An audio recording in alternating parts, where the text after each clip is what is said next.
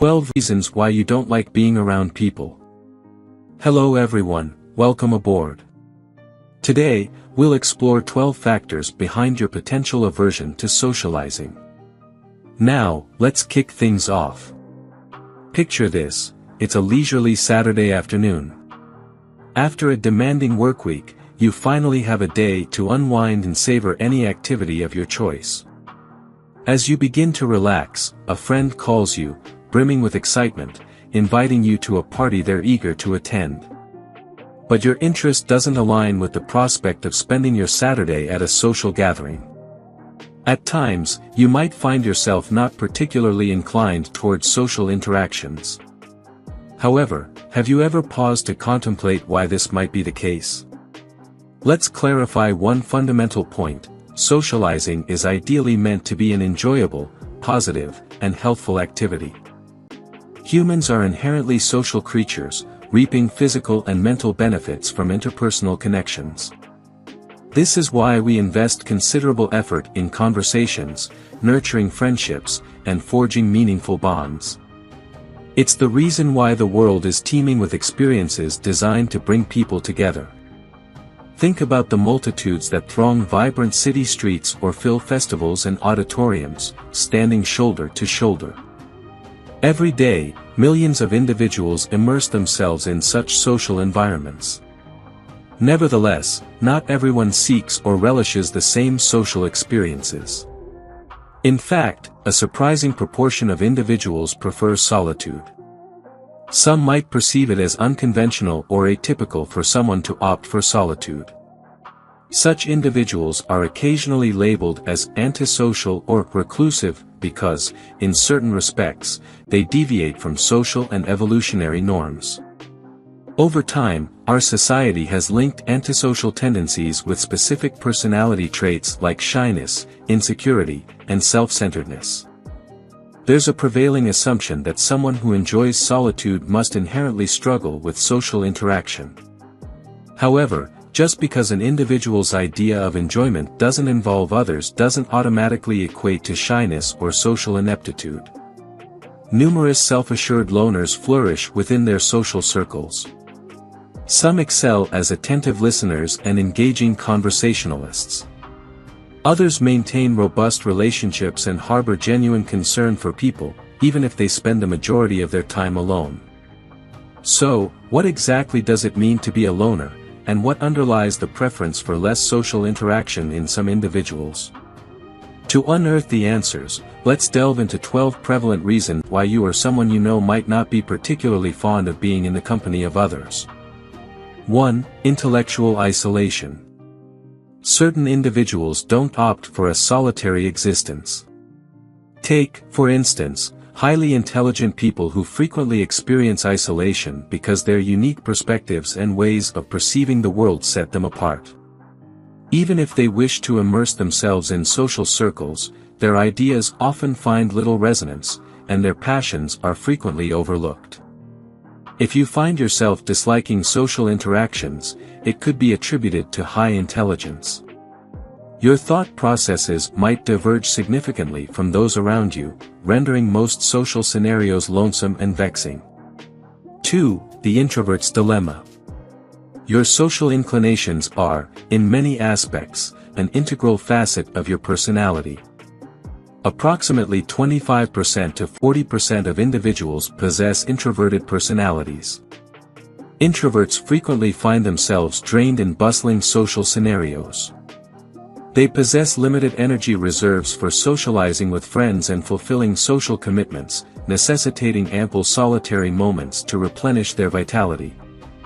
When introverts do engage with others, they typically gravitate towards smaller gatherings or one-on-one dialogues, as these settings allow for deeper exploration of intriguing or personal topics.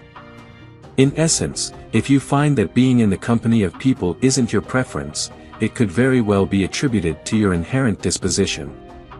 3. Toxic pack mentality. The actual reason for your aversion to socializing might not necessarily be rooted in your inherent social preferences. To put it differently, your inclination towards solitary habits could have developed because of the company you keep. For instance, specific circles of friends can turn toxic and domineering, fostering what's referred to as a toxic group mentality. These stifling cliques compel individuals to conform to group-approved ideas while punishing any deviation in thinking. Many individuals find themselves ensnared in such toxic groups for extended periods, either unwilling or unable to extricate themselves. If you happen to be part of a toxic friend group, it might be high time to explore other social circles. The wrong choice of friends can exert a substantial influence on our social preferences and leave us yearning for more meaningful connections. You might believe that you dislike being in the company of people, but the reality is that you don't enjoy being around them due to the influence of your current social circle. 4. Social burnout. Your current aversion to socializing might be due to your present state of mind. It's possible that you're grappling with stress and an overwhelming sense of being. Perhaps you're drained from work or other commitments, leaving you feeling utterly fatigued and in dire need of solitude. During moments of burnout, many of us find ourselves disinclined to engage with others or partake in any activities. Our primary desire becomes to relish some peaceful, solitary moments indulging in our most cherished pursuits. If this situation resonates with you, it's likely that you're experiencing a form of social burnout. However, fret not, as these phases are transient. After some time alone, you may find yourself rejuvenated and eager to rejoin social interactions. 5. Persistent social anxiety. Social discomfort can be a persistent challenge for many individuals in their daily lives.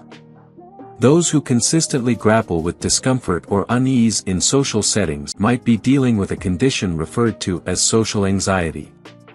This condition impacts approximately 5% to 10% of the global population today, often presenting itself as a sense of fear or nervousness in response to ordinary social interactions. For instance, an individual with social anxiety may constantly feel as though they're under scrutiny whenever they enter a room. They might fret about potential embarrassment in front of others or become self-conscious when they perceive people looking in their direction. These sensations of nervousness and self-doubt can be profoundly distressing and deter individuals with social anxiety from actively seeking out new experiences. If you consistently find yourself ill at ease around others, it's possible that social anxiety plays a more substantial role in shaping your preferences than you might realize. 6. Traumas from your past. Many individuals adopt antisocial tendencies because they are still carrying the weight of negative past experiences. For instance, someone may have endured a toxic relationship where they spent time with a friend or partner who consistently undermined their self-esteem. They might have vulnerably opened themselves up to another person, dropping their guard, only to have that individual exploit their trust and inflict emotional pain. These adverse experiences can frequently warp our outlook on future social interactions. Due to the suffering we endured in the past, we tend to assume that something equally dreadful will recur. However, it's important to remember that each new connection represents a fresh opportunity, as long as we are willing to move forward. 7. Nobody understands you. Your lack of enthusiasm for socializing could be attributed to a sense of disconnection from others. Some individuals experience a pervasive feeling of not fitting in whenever someone else enters the room.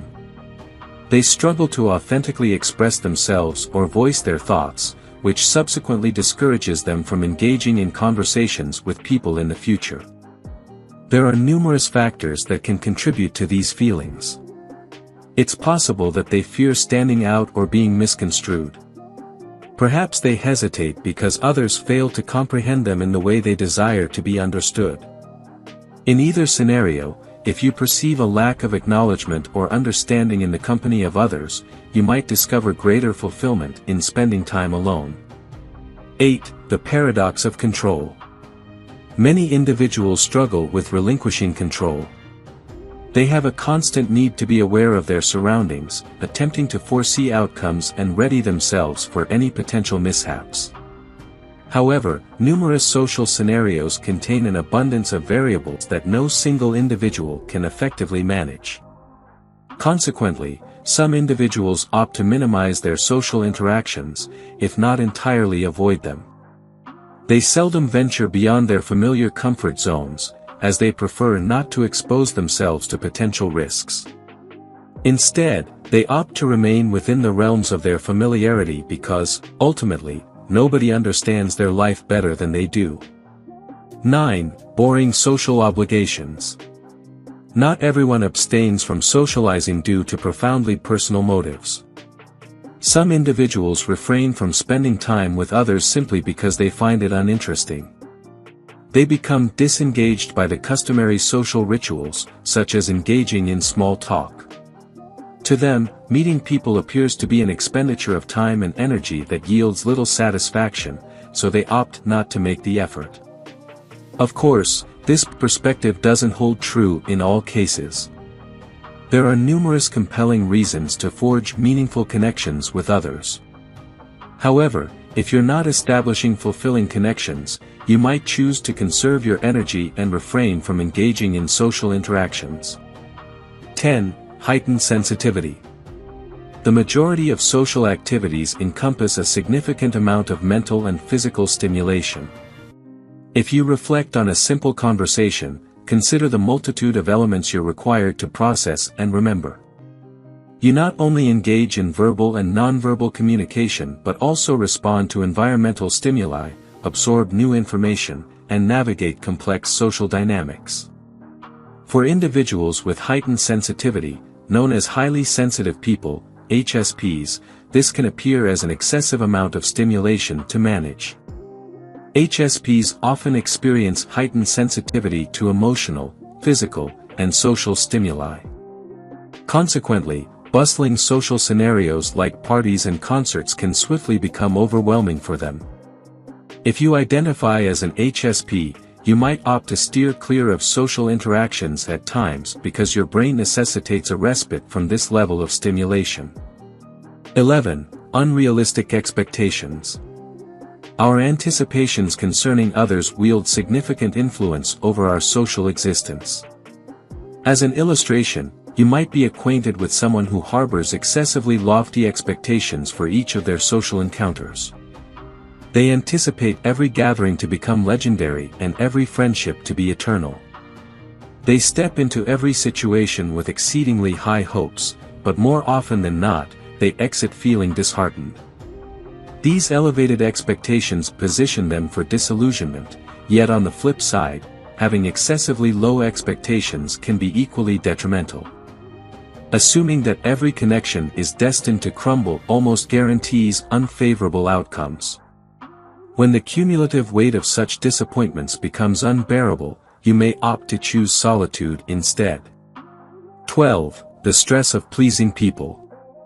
Certain individuals avoid socializing because they perceive it as a demanding endeavor. They consistently grapple with the sense of obligation to meet the needs of those around them. Their aim is to satisfy everyone and ensure the happiness of all, even if it necessitates depleting their own reserves. These individuals, occasionally referred to as people pleasers, cultivate a somewhat ambivalent connection with their social existence. They harbor a profound concern for others' well-being, yet they find the actual act of spending time with people overwhelming. In the absence of well-defined boundaries, interacting with others can seem more like an encumbrance than a cherished experience. If you enjoyed watching this video, don't forget to like, subscribe and turn on the notification bell, so you don't miss any new facts. Let us know your thoughts about this video in the comments section down below and feel free to stay and enjoy it until the end. Also make sure to check out our next highlighted video and we will see you next time. Thanks for watching. Please like, share, and subscribe.